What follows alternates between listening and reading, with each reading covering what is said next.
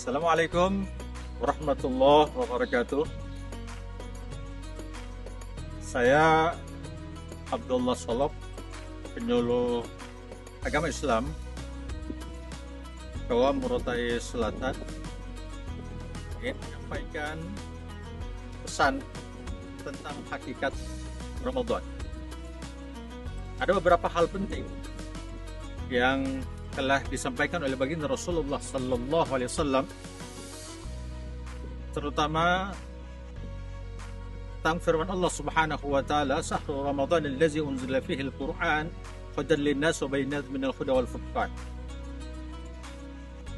Bahwa Allah Subhanahu Wa Taala Jalla Jalaluhu wal Ikram telah menurunkan Al-Quran di dalam bulan suci Ramadan, dan diharapkan kepada kaum muslimin dan muslimah ketika datang bulan Ramadan,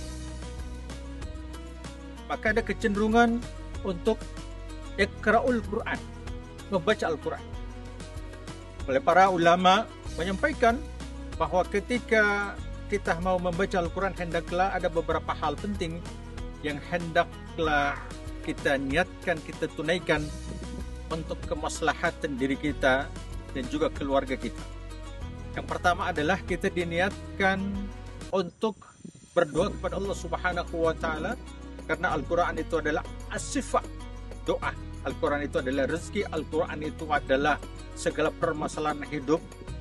Oleh Allah Subhanahu Wa Taala telah menekankan dalam Al-Quran tersebut bahwa nanti Allah Subhanahu Wa Taala menyelesaikan masalah kita fid dunya wal akhirah.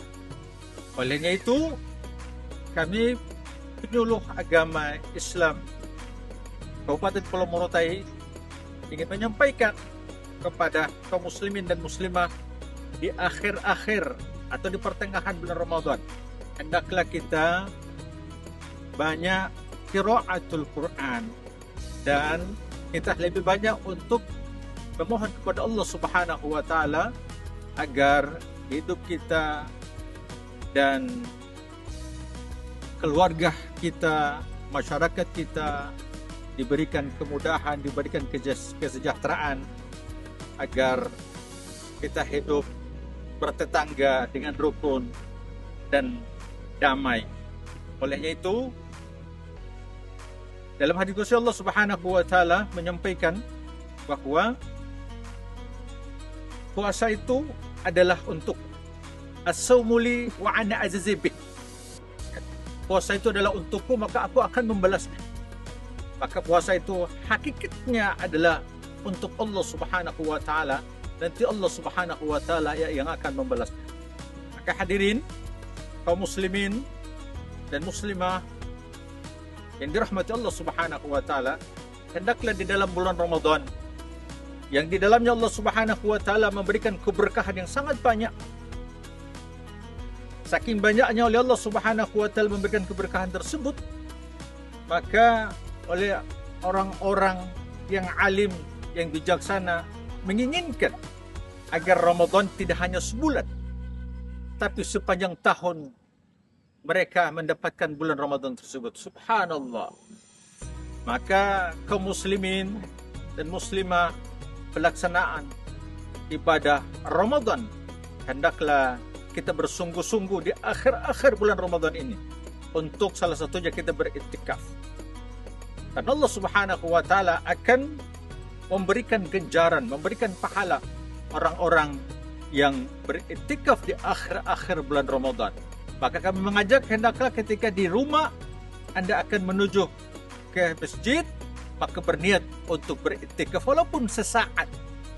InsyaAllah kita diberikan kesempatan oleh Allah Subhanahu Wa Taala ketika dari rumah menuju masjid, kita berdoa kepada Allah Subhanahu Wa Taala untuk iktikaf.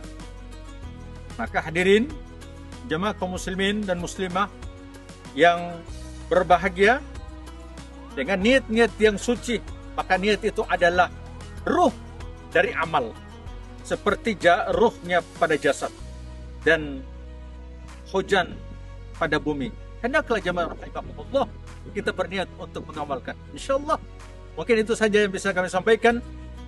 Lebih kurang kami mohon maaf. Wa masufil insanu ilal nisyani wa mal qalbu inna annahu yataqallab. Tidak dikatakan manusia kalau tidak memiliki khilaf dan salah. Dan yang namanya hati selalu dibalik-balikan oleh Allah Subhanahu wa taala. Beruntung ketika hati dibalik-balikan oleh Allah, dia dalam keadaan taat dan dekat kepada Allah, dan merugi ketika hati dibolak-balikan oleh Allah, dia jauh daripadanya. Wallahu muwaffiq ila aqwamit thariq. Wassalamualaikum warahmatullahi wabarakatuh.